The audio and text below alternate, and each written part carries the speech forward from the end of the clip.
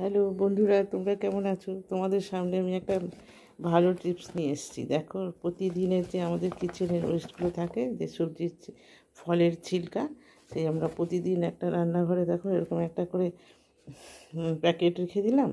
সেই প্যাকেটের প্রতিদিনের যে আনাজের খোসা এর মধ্যে ভরে নিলাম। দেখো এই যে, দেখো এই ভরে নিলাম। এই ভরার পরে এই যে কিছুদিন রোদে রেখে দিলাম, দেখো এরকম শুকনো হয়ে গেল। তার মধ্যে আমি তার মধ্যে একটু মাটি দিয়ে দিলাম, বুঝেছো? এই দেখো মাটিগুলো এর মধ্যে দিয়ে দিলাম, শুকনো সেই সবজির খোসার মধ্যে দিয়ে তারপরে কি করলাম, এই যে দেখো এই যে একটুখানি সেই সে বোনডাস্ট একটু দিয়ে দিলাম, গাছটা যাতে হেলদি হয়।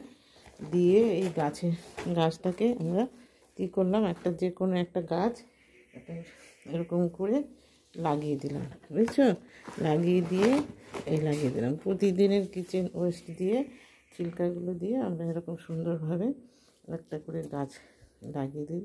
দেখবে কি সুন্দর। এই দেখো, লাগানোর পরে একটু জল দিয়ে দিলাম, কয়েকদিনের মধ্যে এই সুন্দর গাছটা হেলদি হয়ে যাবে। এত সুন্দর দেখো নয়নতারা ফুল গাছ লাগানোর পরে আবার তোমাদের জন্য সুন্দর একটা এরকম টিপস নিয়ে আসবো।